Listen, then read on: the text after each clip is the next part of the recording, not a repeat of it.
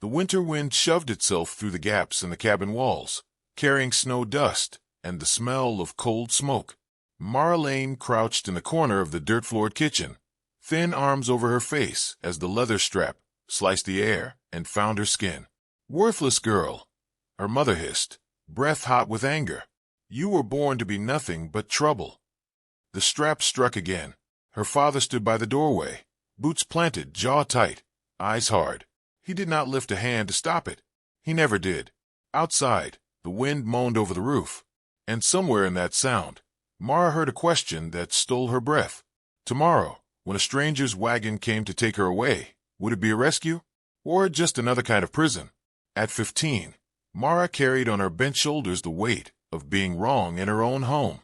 Her skin was darker than her brother's. A scar ran down one cheek. Her left leg dragged just enough to make her walk uneven. In the Wyoming Territory of the 1870s, where homesteads sat like lonely islands between pine and prairie, any difference was treated like a sin. The Lane cabin sat along a wagon trail that tied the mining camps to scattered ranches in the hills. Lodgepole pines crowded the rise behind it. Aspen leaves shivered and clapped when the wind came down off the peaks. After a rain, the smell of wet earth mixed with the sweet scent of berry preserves her mother boiled to sell at the trading post. To anyone passing, it might have looked like a simple frontier home. To Mara, it was a gallows with a roof. "You'll never marry. You hear me?" Ruth Lane snapped one morning as she stirred cornmeal mush over the iron stove. "No man wants something broken. Best get used to living off scraps and charity." The words hit harder than any strap. Mara kept her head low, hands busy with the plates, heart beating slow and heavy like a tired drum. Her younger brothers, Jed and Owen, smirked as she limped past. "Watch out. Here comes crooked Mara." Jed crowed and laughed, copying her limp, dragging his foot across the floor. It was like the whole family had signed some silent agreement. Remind her every day that she did not belong. At night, when crickets sang in the yard and the cottonwoods whispered against the sky, Mara slid under her straw mattress and cried without sound. The cracked bit of mirror in her shared room showed a face she had learned to hate. Scarred cheek, uneven features, haunted eyes. Each morning she looked and heard the same verdict in her head. Mistake. But there were rare minutes, thin as a sliver of moon, when something different stirred inside. When she milked the cow at dawn and steam rose soft from the pail. When she brushed snow off the hen's coop. When the setting sun turned the far peaks gold and the sky blazed orange. In those moments, a voice deep inside whispered that maybe, just maybe, she was more than what these people saw. The winter that changed everything came in hard, with sharp winds and ice that stuck to the eaves. One gray afternoon, a knock sounded at the front door. Eli Lane wiped his hands and went to open it. Mara, carrying a bucket of water past the window, saw the man who stepped inside. Cole Hartman. She had seen him from a distance at Sunday meeting. A tall, broad-shouldered mountain man, skin weathered by storm and sun, hair dark with gray at the temples.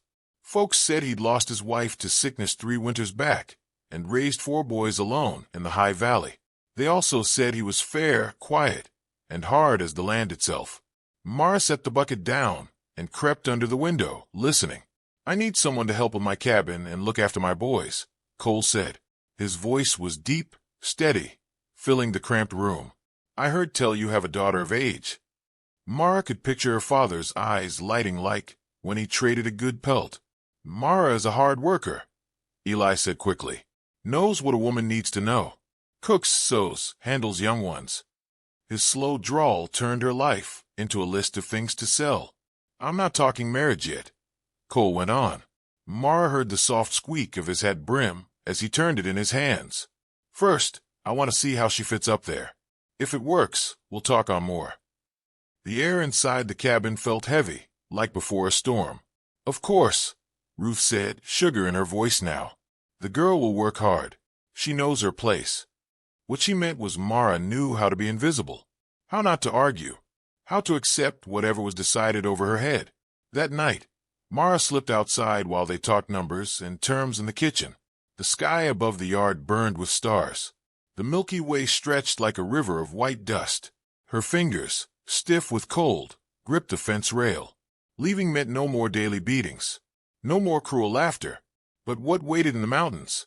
In the cabin of a man who barely knew her name? Maybe she was just trading one set of chains for another. "You're leaving at first light," Eli said when she came back in. "Hartman's wagon will be here early. Be ready." No one asked what she wanted. Dawn came in pale pink over the peaks. Mara had not slept. She folded her whole life into a cloth bundle. 2 worn dresses, a tin locket that had been her grandmother's, a faded ribbon she kept hidden. The wagon that rolled into the yard was driven by a short, wiry man with a gray beard and bright, kind eyes. "Name's Hank Mercer," he said, tipping his hat. "I work Mr. Hartman's place. He sent me to fetch you, miss." The word startled her. No one ever called her that. The farewell was quick and cold. Eli shoved her bundle into Hank's hands as if passing off a broken tool. Ruth did not step out from the stove. The boys' pretended breakfast needed all their attention. It was as if Mara had never been there at all. The wagon rattled down the frozen trail. Mara watched the settlement cabins shrink behind her, roofs hunched together against the wind. Slowly, they gave way to wide meadows and dark bands of pine. The smell changed from smoke and waste to clean snow, sap, and damp earth. "Mr. Hartman's a good man," Hank said, eyes on the trail. "Lost his missus near 4 years now. He runs quiet, but he don't mistreat folk. The boys are wildsome, but they got good hearts. Just need a woman's hand." His words settled warm and strange in Mara's chest. She did not fully trust them, but no one had tried to ease her fear before. The Hartman homestead rose ahead like something from another world. A sturdy log cabin with a wide porch, smoke curling steady from the chimney. Corral stretched out behind, holding a few cows and horses. Pastures rolled away, wrapped in snow and morning light. Mara noticed flowers, dead now from frost, planted in neat rows by the front steps. No one had ever planted flowers at the Lane place. Cole stood on the porch when the wagon stopped, one hand on a log post. He wore a worn flannel shirt and work trousers, boots dusty, hair combed back. His dark eyes were serious, but they did not hold the disgust she had braced for. "You made it safe," he said, coming down the steps. He studied her for a long second, like a man judging a horse he might buy. Yet there was a tired kindness there, or maybe just simple respect. "Hank, take her things to the back room," Cole said. "You, girl, come along. I'll show you the cabin and what needs doing." His tone was firm, not cruel. He spoke to her like she was a person. That alone felt like a miracle. Inside, the cabin smelled of wood smoke, coffee, and something clean, beeswax and sage. The furniture was plain but sturdy, made from heavy timber. Curtains hung at the windows. On the walls were a few framed drawings and a small shelf of books. In the hallway, Mara saw a portrait of a woman with fair hair braided over one shoulder, smiling, eyes bright. Cole's first wife. Her presence lingered in the house, like a soft shadow. "The boys wake before sunup," Cole said, leading her into a warm kitchen with a cast-iron stove and a long pine table. "Luke's 9. Aaron's 7. Ben just turned 5. Little Jesse is 3. They're good boys. Since their ma passed, things got loose."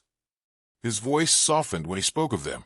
That softness jabbed at something in Mara's chest. Her room was at the back of the cabin, small but clean.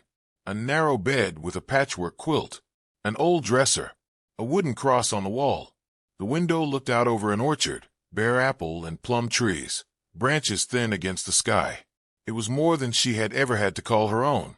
She swallowed hard against the burn in her eyes. "The routine's simple," Cole went on. "Breakfast at dawn, dinner at midday, supper when it's dark. The boys have lessons at the Patterson place in the mornings. Then they're back here. You'll help with the cabin. Tend to them in the afternoons." There was no threat in his words, just the plain needs of a man trying to keep a house running. That first night, Mara ate alone in the kitchen while Cole and his sons took supper in the main room. No one shouted at her for taking too much bread. No one slapped her for eating too slow. As she washed dishes in the tin basin, she heard their voices through the doorway. Little Jesse laughing, Ben arguing over something, Cole's deep voice steady, patient, sometimes firm, but never sharp. He sounded like a real father, not a tyrant. The next morning, the boys came pounding into the kitchen like a herd of colts. Luke, tall and serious-eyed. Aaron, half hiding behind him. Ben, all elbows and questions.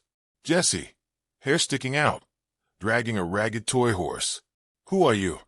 Luke asked, blunt as only a child could be. "Are you going to be our new ma?" The room went quiet. Cole laid down his fork. "She's here to look after you while I'm working," he said. "You already had a mama. She's here to help." His words built a fence around her heart and protected her at the same time. No promises, no lies. That day, as she poured their coffee and set out bread, something small and warm flickered inside Mara. For the first time in her life, she had tasks that mattered and people who needed her to do them. Maybe this wasn't love. Maybe it wasn't even happiness. But for a girl who had been treated as nothing, the chance to be useful felt like the first crack of light under a long-closed door. Life at the Hartman homestead settled into a rhythm before Mara even realized it was happening. She woke before dawn, lit the stove, and brewed the strong, bitter coffee Cole liked. Through the small kitchen window, she watched the sky go from gray to gold, sunlight spreading across the frost-covered pasture like warm breath over glass. The boys began to soften toward her in their own ways. Luke, the oldest, pretended not to care but listened closely when she spoke. Aaron crept closer each morning, testing her patience, waiting for a sharp hand that never came. Ben tugged at her skirt constantly, with questions about wolves and storms. And little Jessie would crawl into her lap without asking, trusting her long before she trusted herself. Cole watched these things quietly. He never made a fuss, never commented. His eyes followed her movements as if he were studying something he couldn't quite name. When she cut her finger-peeling potatoes one afternoon, he appeared beside her before she could hide it. "Hold still," he murmured, wrapping her hand with a clean cloth. "You don't need to bleed through your chores." His touch was gentle, too gentle. Mara had to look away. A few days later, she found a bundle of dried wildflowers resting on the kitchen table. No note, just the flowers. Cole didn't mention them, but she knew who had left them there. The afternoons became her favorite time. After lessons, the boys came home full of stories, energy bursting off them like sparks from a fire. She took them to the shade of the big ponderosa pines behind the barn. There, she taught them how to twist corn husks into little dolls, how to spot hawks circling the ridge, how to tell a story with voice and hands the way her grandmother once did. One day, as birds chattered in the branches above, Aaron looked at her with innocent curiosity. "Why is your skin darker than ours?" Her breath caught. She braced herself for the sneer, the insult, the pain she had grown up expecting. But he only tilted his head, waiting for an answer. "Because my grandmother came from far off," Mara said softly, "from a place where the sun shines strong and makes skin the color of rich earth." Aaron nodded, satisfied. That sounds nice. That simple acceptance, so small, so pure, made her chest ache. Cole noticed changes, too. He began asking for her opinions in small ways. Which pie to bake for the harvest gathering? How to settle an argument between Ben and Aaron? Whether he should buy more salt pork before winter? They weren't big decisions, but no one had ever asked for her thoughts before. Nights brought a peace she'd never known. After the boys fell asleep, she sat on the back porch wrapped in a quilt, looking up at the sky. The valley at night whispered with crickets, owls, and pine branches shifting in the dark. Sometimes she heard Cole's boots step onto the porch. He would sit beside her without a word, offering her a tin cup of coffee or just sharing the silence. It was the first time anyone showed her company without wanting something from her. One evening, he appeared with 2 cups and sat down. Their shoulders nearly touched. They watched a shooting star streak across the black sky. "I never had quiet like this before," she whispered. Cole didn't look at her, but his voice was soft. "Quiet's only good when it feels safe." Her throat tightened. It did feel safe. Safer than anything she had known. Winter deepened. Frost clung to the windows each morning. The creek froze into a sheet of milky ice. One bitter morning, Jesse woke crying, hot with fever. Mara held him close, rocking him for hours, wiping his forehead, giving him warm tea. She did not sleep. She didn't leave his side. At dawn, Cole found them. Mara slumped in a rocking chair. Jesse asleep with his cheek pressed to her heart. Her hand still rested protectively across his small back. "Thank you," Cole said, his voice barely above a whisper. Those 2 words struck deeper than she expected. No one had ever thanked her for caring. Not once in her life. From that morning on, something changed in Cole's eyes when he looked at her. He began inviting her into conversations at supper. He asked her to sit with them on Sundays, insisting, "The Lord's Day is for family." She hesitated the first time, but he pulled out a chair and nodded for her to take it. The boys didn't protest. Jesse climbed into her lap, as if it were the most natural thing in the world. She wasn't invisible anymore. One Sunday, after she made a good cobbler, and the table was full of laughter, Cole looked at her across the plates. "You're an intelligent woman, Mara," he said. "You ever get past 5th grade?" She played with her fork, hiding the hurt rising in her chest. "My father said schooling was for people who could afford to be useless. I was too broken to waste time learning." Cole's jaw tightened. He was wrong, he said, low and certain, about a lot of things. That night, Mara found a book on her dresser, The Last of the Mohicans, worn and yellowed, but whole. A gift. No note needed. She sat on her bed, holding it against her chest, tears slipping down her cheeks. It was the first gift she had received since childhood. Spring storms arrived with roaring rain. One night, the roof over her room caved in under the downpour, forcing Cole to move her into the sewing room near his own. Mara felt nervous about being so close, but also warm with a hope she barely understood. That same week, she began hearing Cole's nightmares through the thin walls, his voice calling his late wife's name, his breaths rough and shaking. One night, she couldn't bear it and quietly knocked on his door. "Mr. Hartman, are you all right?" He opened the door slowly, hair tousled, eyes red. For the first time, he looked human, not carved from mountain stone. "Didn't mean to wake you," he murmured. "Would you like some tea?" she asked. "Chamomile helps with bad dreams. My grandmother used to say so." He hesitated, then nodded. They sat in the moonlit kitchen, hands wrapped around warm mugs. The quiet between them felt tender, held together by the hum of the storm outside. "She died screaming," Cole said suddenly. "My wife. I held her hand through every breath. I kept telling her she'd make it, but she didn't." He stared at the table, shoulders heavy. Mara reached across the wood grain and touched his fingers. Light, steady, brave. The first time she had ever initiated a touch. He didn't pull away. "You're not alone," she whispered. He lifted his gaze.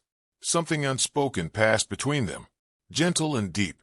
From then on, the space between them felt different, softer, warmer, like both had stepped 1 foot over a line that could never be uncrossed.